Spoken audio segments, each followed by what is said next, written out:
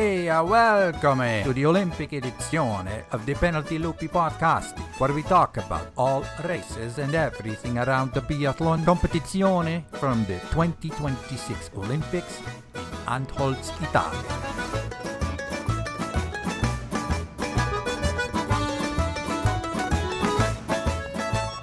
Grazie for listening, and if you enjoy the podcast, leave us a 5 stars or a like on your podcasty platform, or send us a message on social media. Ciao, everybody.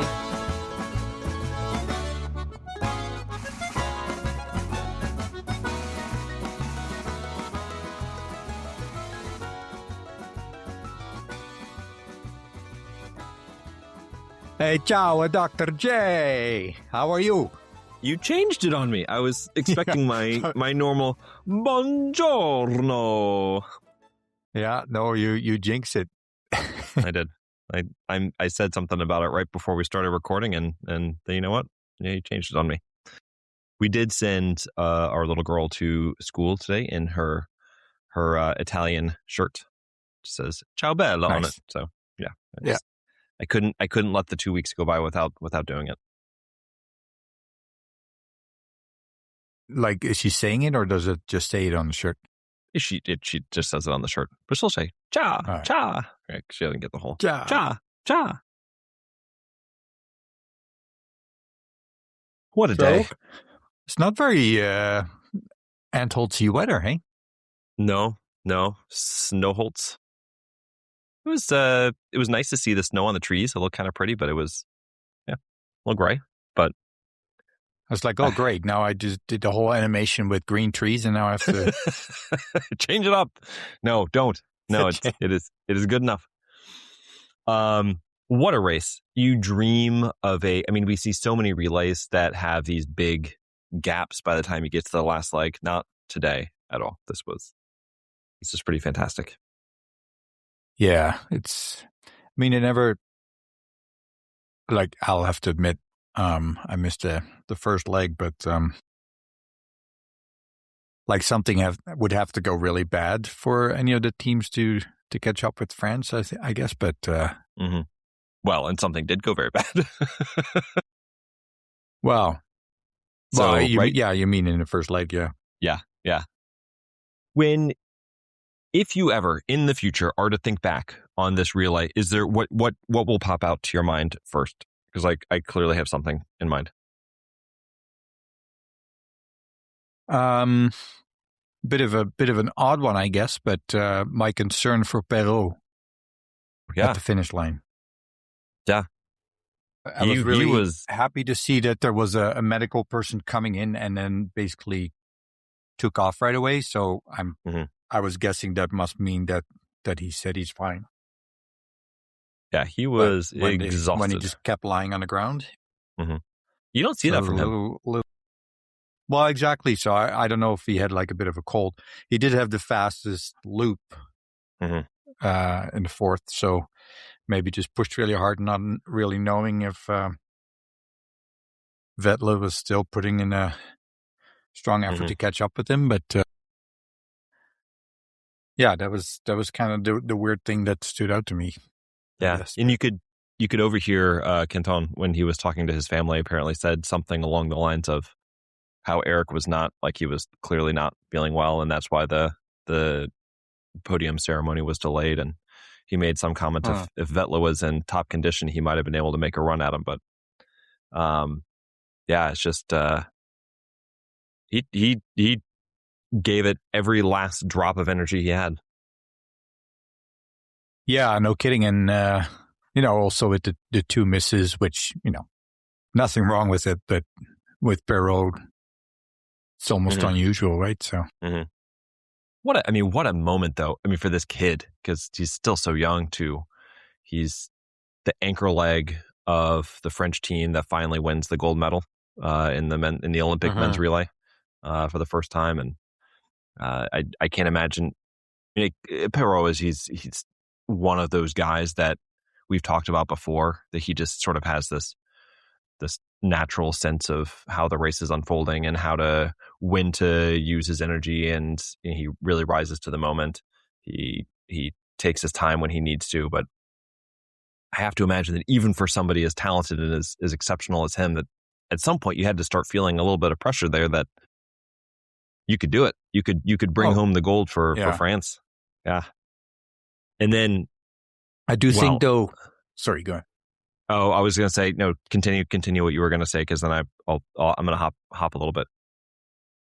Oh, the fact that that they're racing in the normal Antholz Stadium probably helps a little bit in pretending that you're just doing a World Cup, and that in from a racing perspective, everything is not completely unfamiliar. But I mean, it's still it's just hard to picture that it's his first one, hey, and that he's so young still.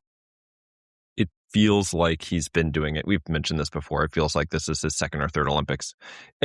We mentioned it actually first. Was it the individual where he got silver and Botn won the gold? And he was just like, you could easily see a time where like a young, highly talented, on the rise athlete is kind of bummed or kind of in a tough mood, a sour mood, because they were so close, but they ended up with silver.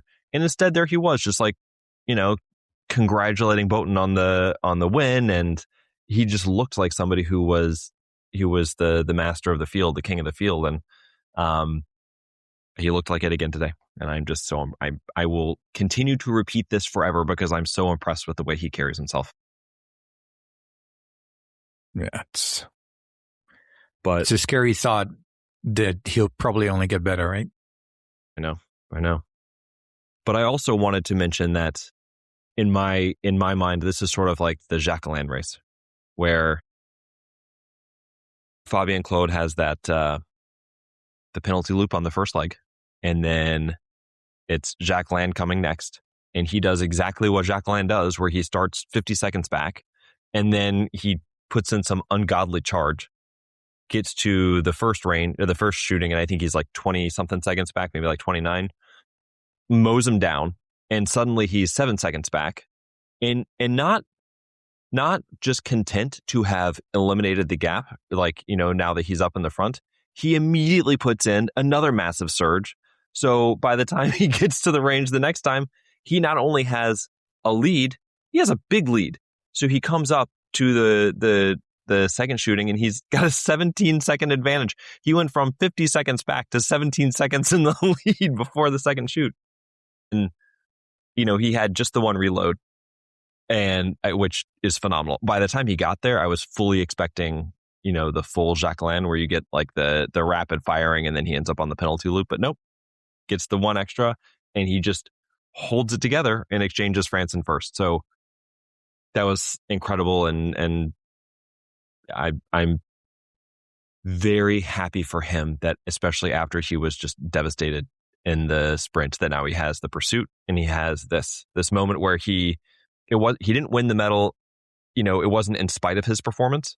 It was 100% like he played a key role in doing it. Yeah. That's awesome. Yeah. So what happened with Botn on that lap? Good question. That was weird. Because where did he end up? He exchanged in fourth. Ninth? But he was down. Yeah, it was the ninth loop time? Yeah. It was not good. 6, 8, 11th loop time. But he had only one miss, right? He had 3 misses. Oh, okay. Yeah. He had 3 misses. But I mean, still, it's not. Yeah. No, it's not like he was on the penalty loop, or it's not like he was. And yeah, just strange. It was very strange. But I mean, he also didn't look great in the sprint and pursuit, right? Mm-hmm. Yeah, he lost 1 minute and 6 seconds to Jacqueline, which, to be fair, everybody lost a ton of time to Jacqueline, but he still lost 30. Yeah, but that's a lot, though, for. Well, I was going to say he lost like 31 he had to. 2 extra spares. Yeah, he lost 31 seconds to Jesper Nelin, and that is a lot of time to lose to Jesper Nelin. right? And no offense to Jesper Nelin, but yeah. Who did shoot clean, right? Yeah. Yeah.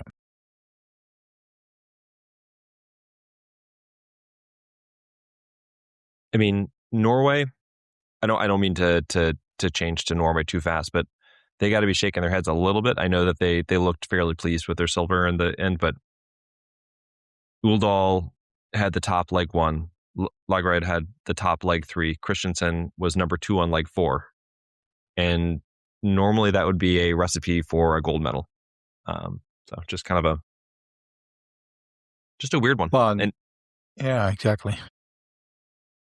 And I also think if Botn was sick or something, or not quite up to it, it's not like they don't have anybody to replace him, right? Like I know Dala hasn't been great in pursuits per se, but still. Yeah, you got to imagine that Dala's skiing would have been better than that today. Yeah, hindsight's 20/20, but you wonder. Yeah, exactly. Yeah.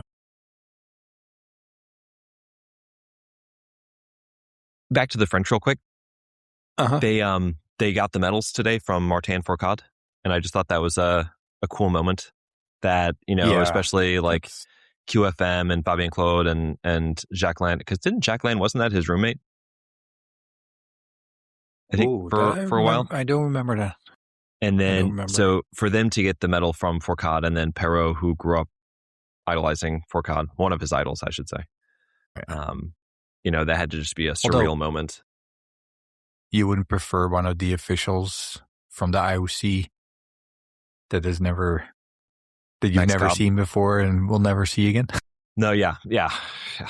But no offense to those people. It's yeah.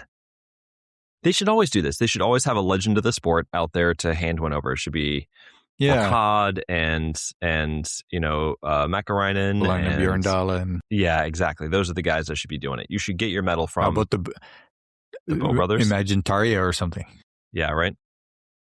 But I just couldn't get over the imagery of Fourcade giving the medal he never got.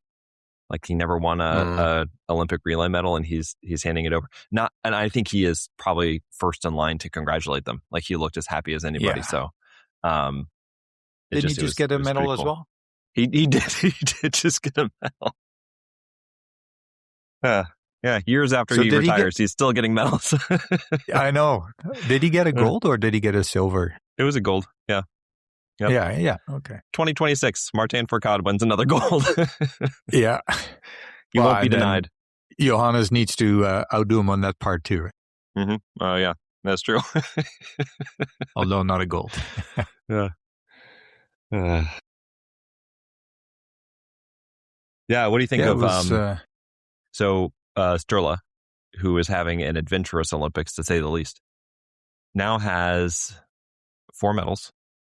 So he has the bronze in the individual, the infamous bronze in the individual. He has bronze in the sprint, a silver in the pursuit, and now silver in the relay. If he wins a medal in the mass start, which it very much looks like he could, considering he was once again the top leg, or the top man in his leg, and he is skiing fairly well. He is shooting excellently. How many misses does he have in this Olympics? Do you know off the top of your head? Not top of my head, but I was in the process of looking it up. So he has 3 misses, I think. Total? Yeah. Yeah. So you got to imagine he's going to be one of the favorites for another medal in the mass start. And if he does that, that will be his 5th, and he will tie with Marta Roysland, Johannes Tingnesbø, and Quentin Fillon-Maillet for most medals at a single Olympics. And although at this point, none of them gold, he still could get one, but just quietly now stacking them up. Yeah. And one day when we have forgotten about that infamous relay or that infamous interview, we'll look back and see all these medals, see these Olympic medals, and we'll think like, man, he was... It's... I don't know. I kind of want to just ignore that That's what I'm saying. It's just very strange. Imagine, and this will be my last thing. We can move on after this, but just imagine if I had told you last March when we were standing in Oslo that, hey, he's going to go to the Olympics and win 4, possibly 5 medals. We would have been sitting here like, wow, he's really, he's slid into Johannes' shoes, and it does not feel like that at all. Anyway. He had one more miss in the relay, by the way, but okay, that's beside the point. The Swedes are bronze medalists. Yeah, that must have been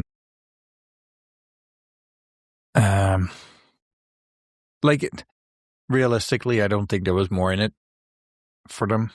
Mm-hmm. And I think, you texted me about Sebe, and I was really worried.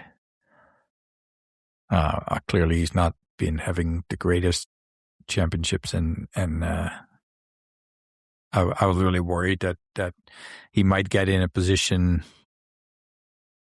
for more than bronze and, kind of blow up. But no, he just had a, solid leg and wasn't able to catch up, but also, didn't lose. What did he do to compare to Germany? I think he was 2 seconds faster than Horn. So, yeah, he was stable. I've had chatted about this so many times, right? With the 2 other guys. Mm-hmm. So I think, with all due respect, but Jesper Nella had a great leg. Mm-hmm. I think with 2 top athletes, of which one is not tip-top condition right now, and 2 athletes that are not, part of the elite, I think a bronze medal is something you can be pretty excited about. And they seemed generally happy with that. So, yeah, they did. I'm happy for them. Do you see the podium ceremony at all? No, I didn't. No. It was Jesper Nelin and Victor Brandt were kind of looking around all over the place, just these wide eyes, just kind of taking it all in, and it was cool for them. And not that, I mean, Samuelsson, this is his 3rd medal, and Ponsaloma just won a medal a couple days ago. But those guys looked up there like, yeah, we're kind of used to being on the podium. Yeah. But looking at Bronson and Nelly, it was very cool. Just these big old grins and just looking around. So happy for them. Well, and again, I know this sounds negative, but I mean the likelihood for Nellin and Brandt to for sure be on the podium without those 2 guys as a team is like, I could see Nellin do it on a race that's kind of weird, and he has a good day, and but yeah, for Victor Brandt, I don't think it's very likely. So no, and you're right. Like Samuelsson definitely is not in top form, so they kind of needed Brandt and Nelin to do what they did today, and they did it. It was we're so used to seeing the late furious charge, and there was no. I'm not sure there was really the ability for a late furious charge today, and no, but they didn't put him in position where he needed to. It was kind of nice. Yeah. Do you think Christensen also didn't have, it seemed, the power to really go after Perrault? Hey? Yeah. It seemed like early in the last lap he tried, and it just wasn't there. Yeah, it's like he tried to shift into the higher gear that he has, but it just wasn't quite there. Yeah, and he might be. I mean, he might be tired after the efforts from earlier last week. Yeah, and the skis might also may not have been perfect today, but although I didn't, like I said, I missed the first part of the race, but I didn't notice clear differences in the downhill. Sometimes you see people already skating again, and then there's somebody else who's just tucked and gliding right past them, but I didn't notice that today. But yeah. No, I didn't. Yeah, it wasn't like a huge standout, opens your eyes kind of difference. Nice to see the States in fifth. Campbell Wright, speaking of furious charges, best ever finish by the U.S. men in the Olympics for the relay. That was kind of neat, as the last Olympic and probably second to last time we will see this particular group of 4 guys in the relay. It's kind of, we're in the middle of a generation change where Jermaine and Campbell Wright are coming up, and Paul Schomer is definitely on his way out. I can't imagine Sean Doherty is going to be around for, well, he's not that old, but he's going to become the elder statesman, kind of looking for the younger guys to come up. So it was kind of nice for them to, this group who's had so many good relay performances the last 2 or 3 years, they really got one. So happy to see them have that. And I will say, makes me a little bit excited for Campbell Wright on Friday. Had that podium in the mass start. You get the impression he's getting better and better. Eh? Yeah, and Novo Mesto, right before the Olympics, definitely looks like he's in good form now. Could be fun. Yeah. Yeah, I think it wouldn't shock me if he at least gets the podium. Yeah. Oh, if he gets a podium, we might not be able to record. I'll just be laying on the floor. I'll have to send help. If he gets a podium, I don't know, text Katie to come check on me. Yeah, but I don't know. Yeah, like I said, great. It wouldn't shock me. Nope.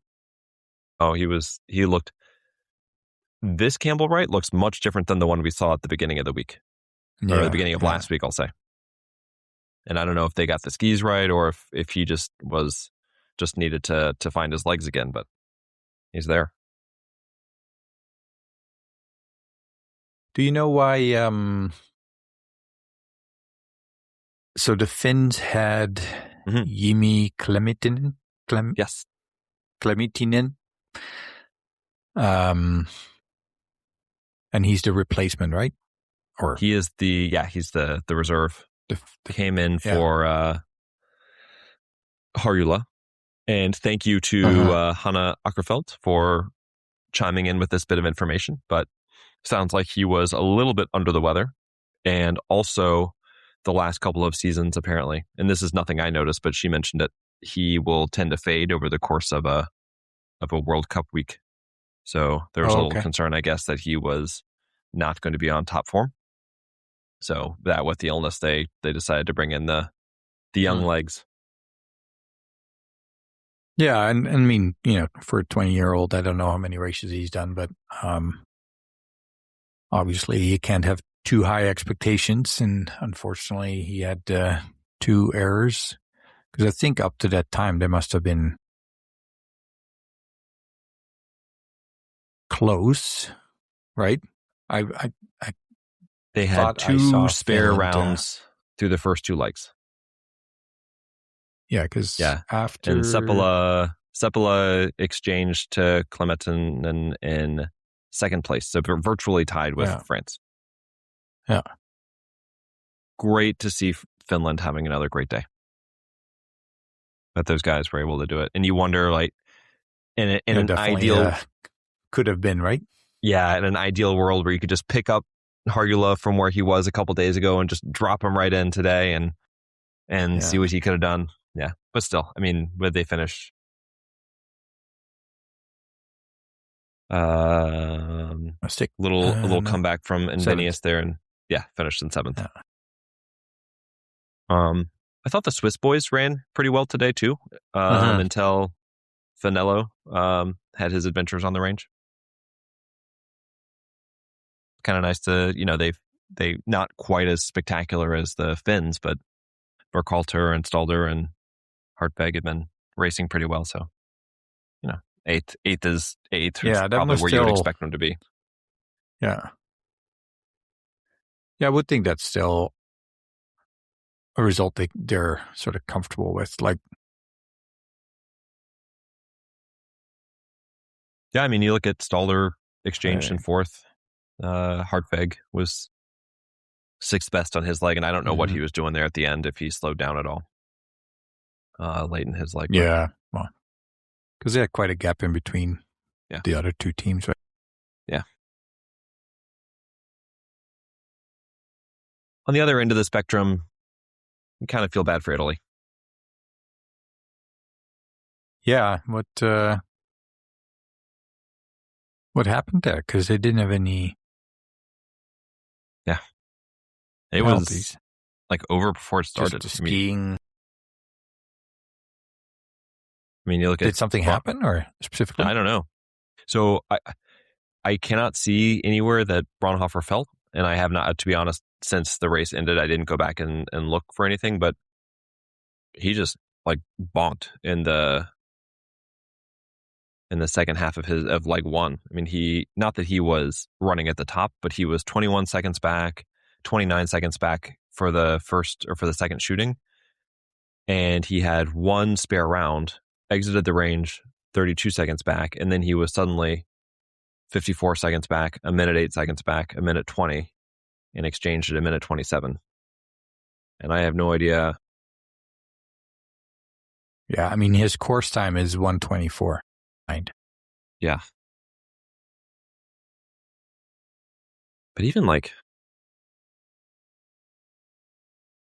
I'm looking at Hofer right now, because I just sort of lost track of them when they were that far behind. Hofer had 2 spare rounds, but he didn't really, I mean, he moved him to 18th, 17th position. I mean, he didn't really have much. And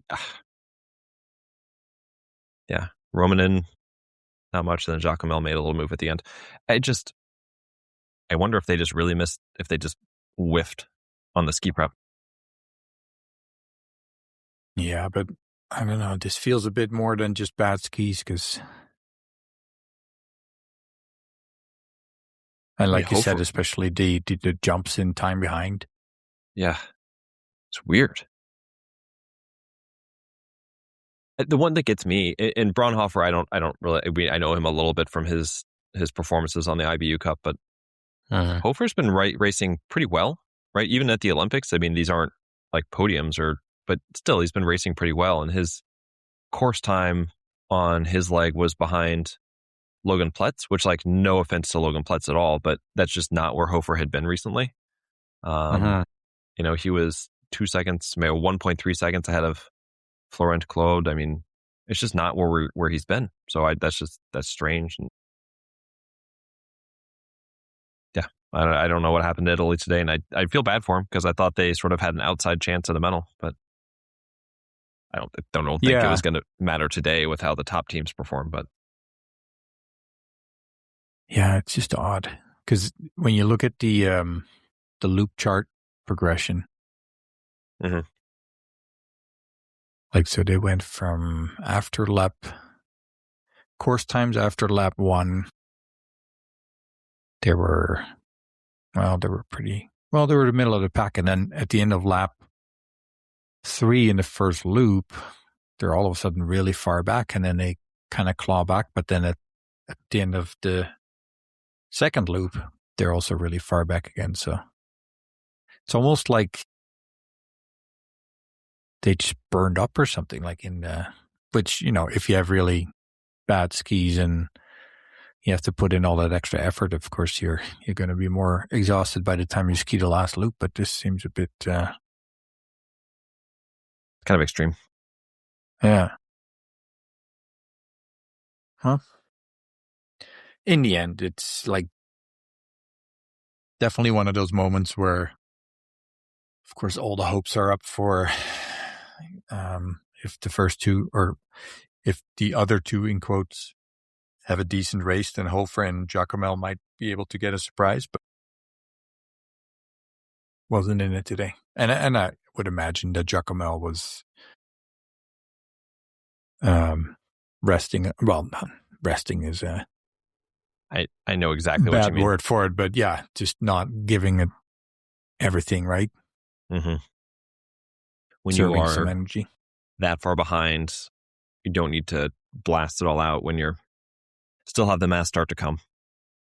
And look, although I'm pretty sure when you're skiing in front of your home crowd, it's especially someone like Giacomo might be hard to contain him anyway. But if he goes out there on the mass start and just has a sensational day, then nobody's going to remember this.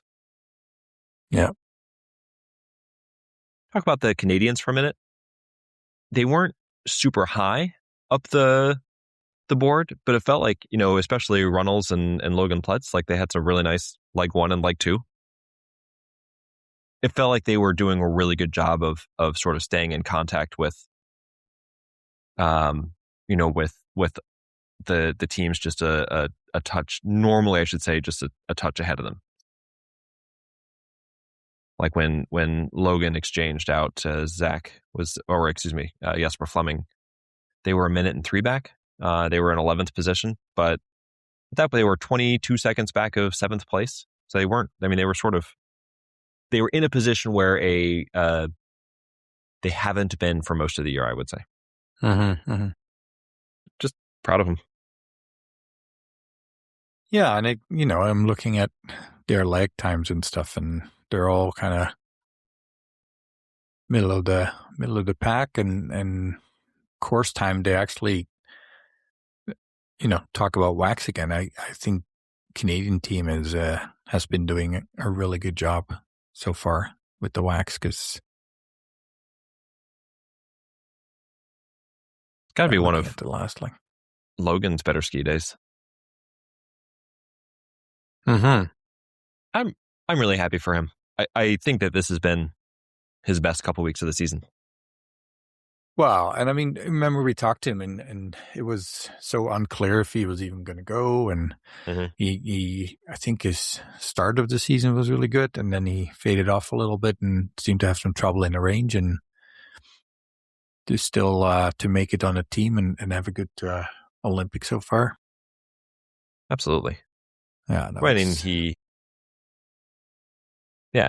he made the pursuit, out of the sprint, and I think had another good leg. I just think back to the stories he told about how he was sort of training on his own, and exactly, he was doing the roller skiing out by the farms, and I just who knows if those people even remember seeing him out there, but he's doing Olympics really good. must have felt really far away, right? At that time. That's exactly what I was going to say.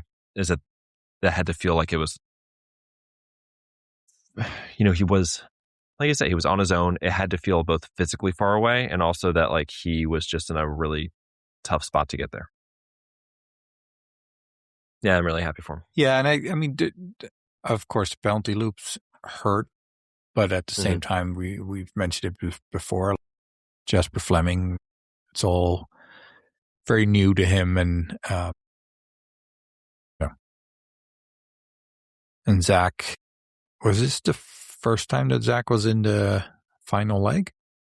Yeah, I think it was. And I'm not sure, but I thought one of the races this year, they were also lap before the final racer was able to get in there. I think at this stage, it's just, it's a lot of learning experience. We're talking about athletes 24 and 20. Mm-hmm. So, this season, 17th doesn't sound great, but I think with two young guys on there, I think they can really feel that they had a strong race. And like I said, it seems to me the wax is really good so far. So, absolutely, and we'll talk about it in a minute. But I'm really excited for the Canadian women tomorrow. I'm just thinking that, yeah. If they can have this wax, and we're not talking about them fighting for a medal, but this could be like, would you be stunned if they came in like 7th? I think they can do it. Right. I have enjoyed, for the most part, not being too nervous, with one gigantic exception, during these Olympics, right? Just enjoying everything that's going on. If the Canadian women are running high, after their first couple legs, I'm going to start getting very nervous every time they get to the range. Yeah, and it's it's been such an interesting season with different athletes being really strong at different times. Mm-hmm. Yeah. We saw Pascal up there a couple times. We saw Shiloh really strong on the skis earlier in the season specifically. And you just hope that tomorrow can be one of those days where it just all kind of clicks and for all of them. And yeah, I definitely think they have a shot in them to challenge for, well, at least the top 10. Yeah. Absolutely. But not limited to a top 10. I think they can. No, and the best part is I think that they can get a top 10 on their own merits. I don't think that they need other teams to do poorly. If they just race their race, yeah, I think they can do it. It's not like, oh, they need some other things to go their way. But it would help, right? Yeah. Sure. Yeah. I mean, I would think that for tomorrow, I guess we're sort of transitioning into looking at tomorrow, but you'll have the French and will be up at the top, Norwegians, Italians, Swedes, for sure. Well, I shouldn't say for sure for the Swedes because who knows what they've been kind of up and down. But those will be our favorites. Switzerland could be up there, Finland could be up there, Germany. Although we'll talk about Germany, the German women, in just a minute.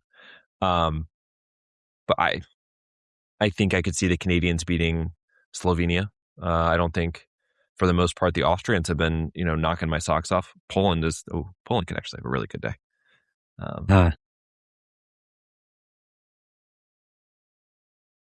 Yeah, I think that, yeah, it would help if other teams had a poor day, but I think the Canadians can do it anyway.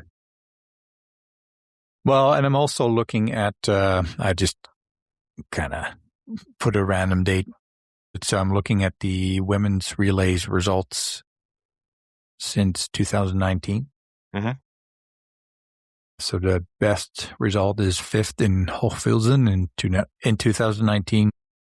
And then we have 8th in 23, and then 9th and 9th, 2020 and 2025. And Ruhpolding, they were 9th. Mm-hmm. It's coming. And then a couple of 10s and 11s. And then, so in this list of 2, 4, 6, 8, 10, there are 10 best results in that time frame. There were 1, 2, 3, 4 races in Antholz. Ooh. So they have an 8th, a 9th, 10th, and 11th, all in Antholz. Hey. And that was in 2021, 2025, 2020, and 2023. You're going to be very excited. And the 2025 team. Yeah. I mean, besides Emma Lunder, it's the other 3 are still the same 3, right? Mm-hmm. Mm-hmm. So they've done it. And again, if Shiloh is able to ski a bit more like earlier in the season, then it's there for him. I'm excited. But now you're making me nervous too. Anybody else from the men's relay today? I think we're obviously transitioning towards tomorrow. I did want to mention, I think it was it Blagoy Todev from the Bulgarians? You missed this, but at the very start of the race, the Bulgarians started bib 19, and he just rockets to the front. And is leading. I thought you were going to say he started on the side of the starting line. No, he rockets to the front and was leading leading the relay for the first half of lap 1. And so that's it's just cool though. I just love that. Yeah. Yeah. You know what? I'm going to get my camera time. I might not be up here for long, but I'm going to go do it. Was he the same as the guy that decided honestly, 4 lanes wide was not enough? I don't remember anymore. No. Bulgaria, man, they're getting noticed for one thing or another. On the women's side, they're having some great races. On the men's side, they're doing goofy things in relays. So what do you think the odds are for Bulgaria tomorrow to have a top? Let's start with top question. 10. Well, I was going to throw some teams at you that I thought could have a really spectacular day. So Bulgaria is one of them. Poland is another one, who I think is primed for a good one. And then I was going to ask you if you thought that one of Finland, Switzerland, Czechia, or Austria could.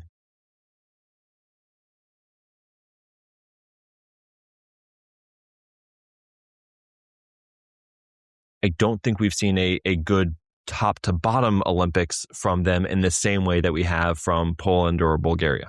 I think we've seen more depth out of Poland and Bulgaria than we have of those other ones who have more traditionally been finishing higher in the relays.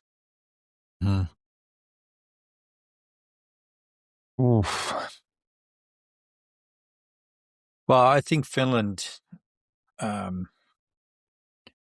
itself, don't have a lot of depth, but we've seen a number of the non-Suvis have really good results this season.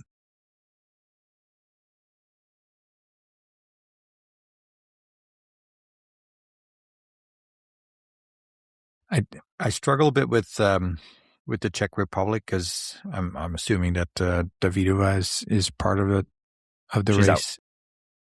She's out for sure. Which is interesting because on the one hand, I'm like, oh, that weakens them if she's not part of it. But at this point, I don't know, if her replacement is better. Her replacements, Davidova is at this point. Teresa Vinklarkova, who had the 11th place finish in the individual to start the games, and then 50th and 51st in the next two races.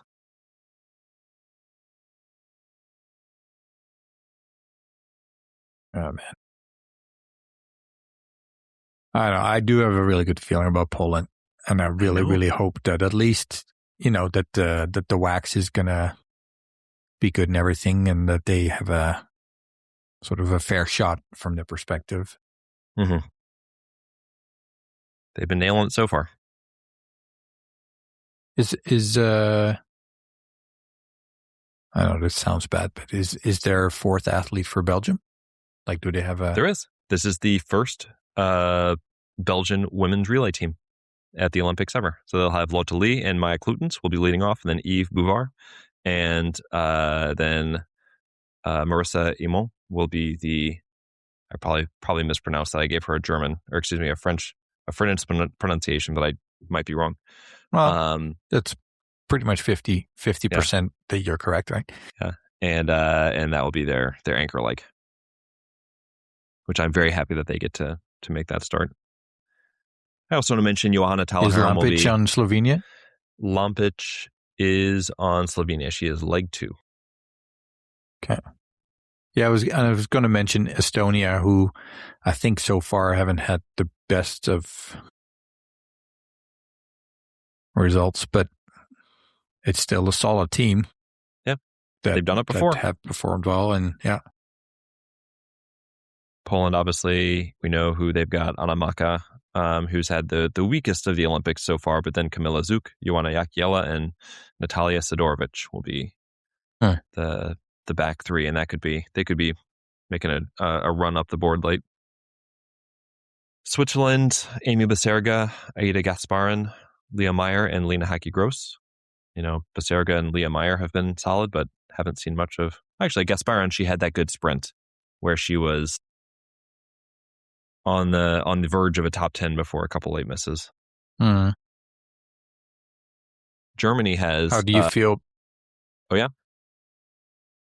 I was literally going to say, how do you feel about the German team? Well, did you see their order? Nope. They changed it up. Freud's not... She's the second leg. So they're going Tannheimer, the 20-year-old. Then Preuss is leg 2. Hettig Waltz, leg 3. And Vogt in leg 4. Well, I mean, I think Vogt is the highest ranked German for Antholz this year, or for these Olympics. Or not? 12th and 19th. And she had a good relay leg too, mixed relay leg. Very, very good. Yeah, it's interesting, right? And so you said it. So it's who's the third? Is it Grotjean? Hettig Volt is number 3. Grotjean, it sounds like, is sick. Okay. I could have that wrong, but I think I read that she had food poisoning. Oh, that just sucks, eh? Because I would assume they typically eat at the Olympic restaurant. Unless they have a chef. Well, I guess it's different too now with the whole splitting of the different athlete areas and stuff. They might just, because they're one of the few teams, isn't it? Germany, France, and Norway that are all in Antholz, They're in Antholz proper, yeah.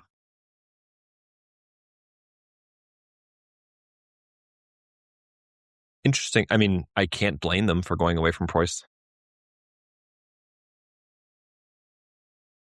Yeah, I don't know. Who knows? Maybe she requested it. And I think they've done that before, where Preuss was not the anchor.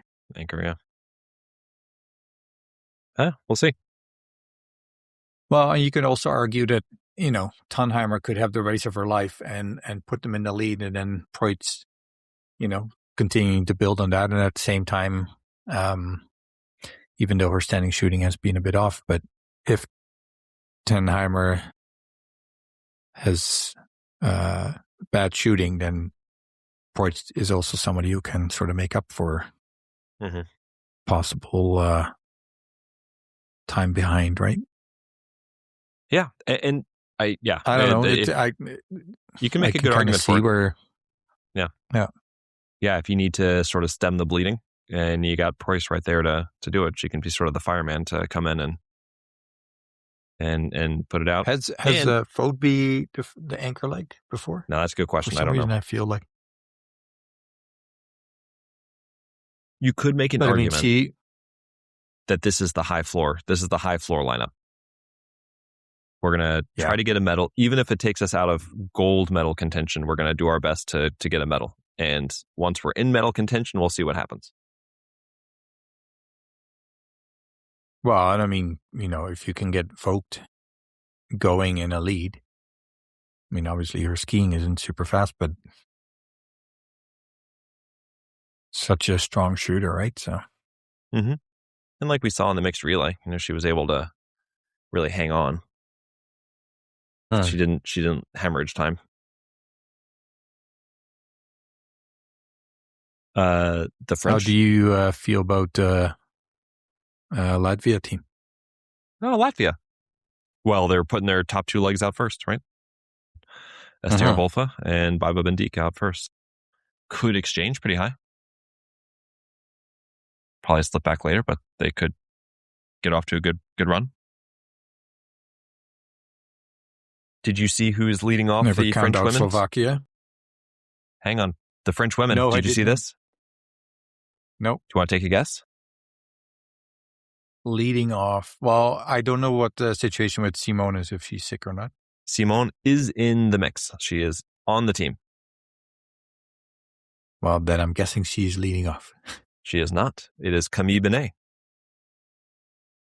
Justine is out. They are going Camille, Lou, Michelin, Simon. Which I feel bad for Justine, but I'm happy for Camille. And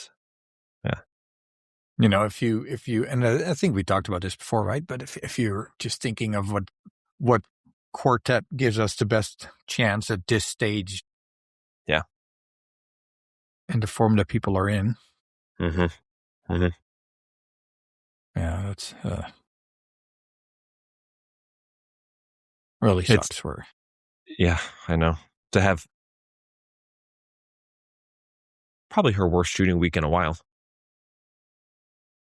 Well, and I mean also with, Michelin being so strong, Simone being very strong, assuming that her results in the 2 races where she didn't end up on the podium were because she wasn't feeling great.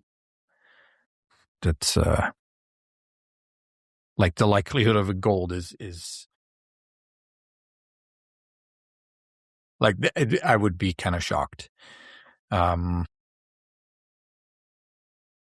I think, like, who would be really able to challenge the French team? Like, if you think about it, it's hard to see, despite Fourcade obviously having a ace on her upper sleeve for the final leg, but has also had some, lesser results. Tandervold is is Tandervold even starting? Not even there. If you want to match them up, so leg to leg. So you got Camille and Marta Johansson. You could see them playing to a draw, maybe. In leg 3, you have Knoten going against Michelin. I mean, Michelin definitely has an edge, but let's say Knoten has the race of her life on the skis and shoots really well, and maybe, races about on time with Michelin. Fourcade and Simon, they could go head to head. But then you have, leg number 2 is Lou Jean Monod versus Juni Arnekleiv, and that's where it gets unfair. Where I will say that it seems like Arnekleiv has these one-off races where she's super, super strong. Yeah. Not that would put her in front of Lou, but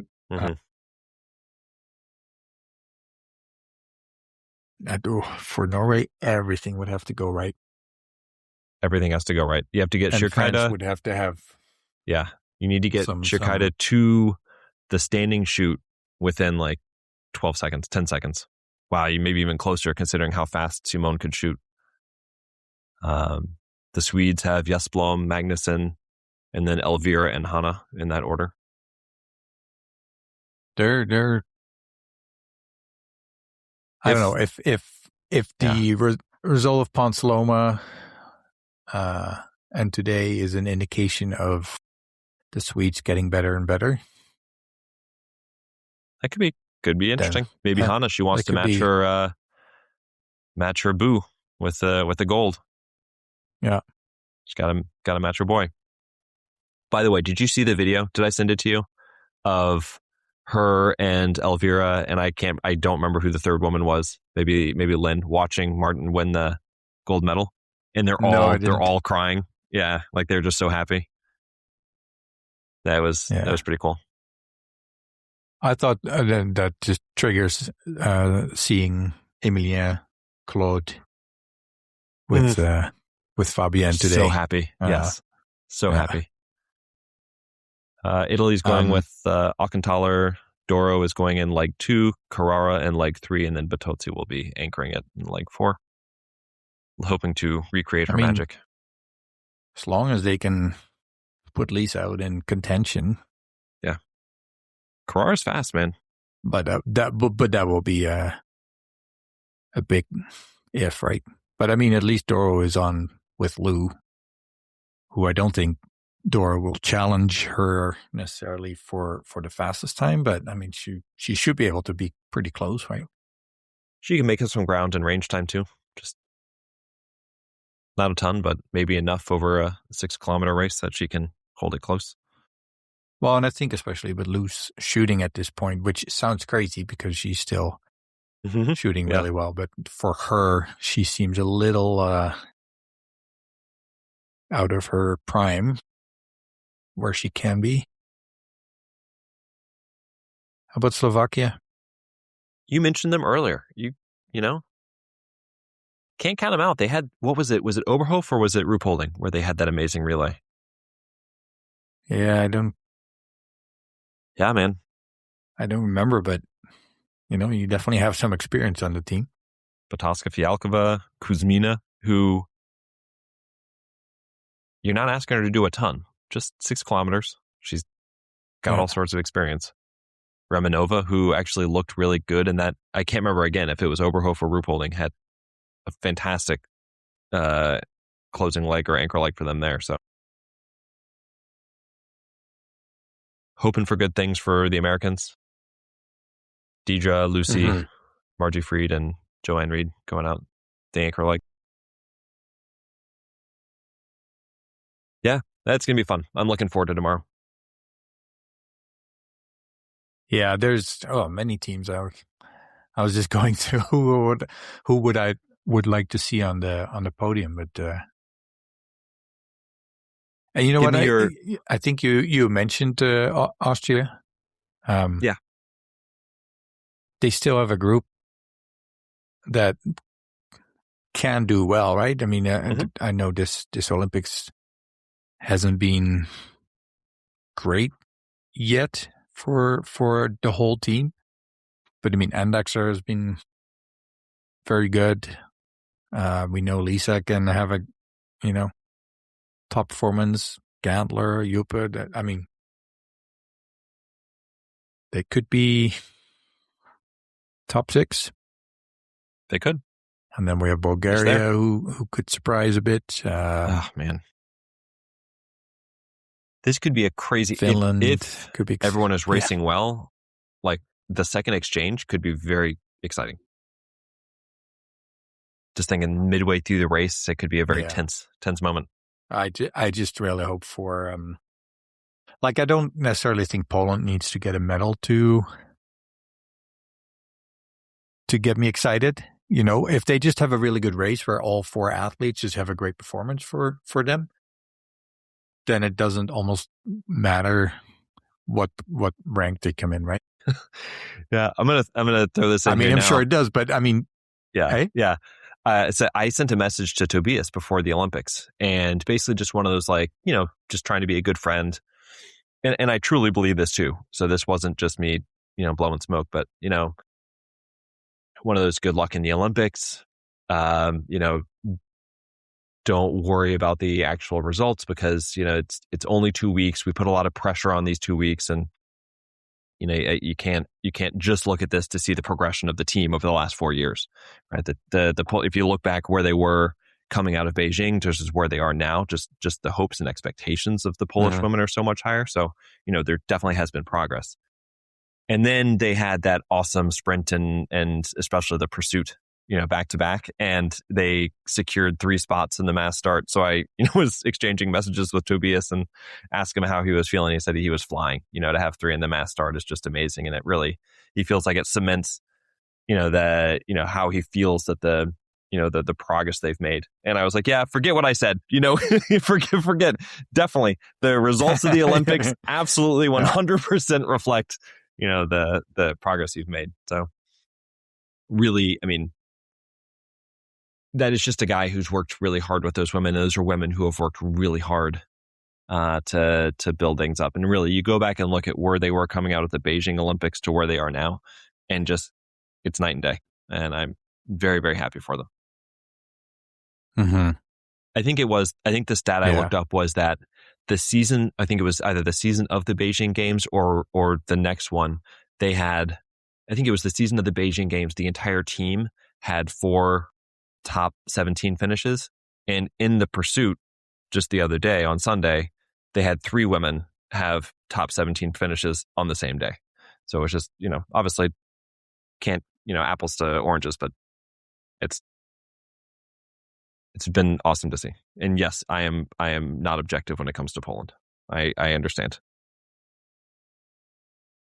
So from what I consider the contenders for gold, you would have Sweden, Norway, Germany, Italy, France. Yeah. Who would you think will not be on the podium of those? Say it again. Sweden, Norway, Norway, France, Italy, Germany.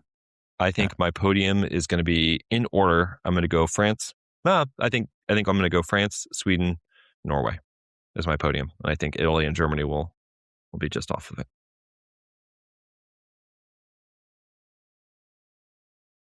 Yeah, I think I'm a little on the fence on Norway. Yeah, that's totally reasonable. But then again, I think on paper I would say Germany instead of Norway. But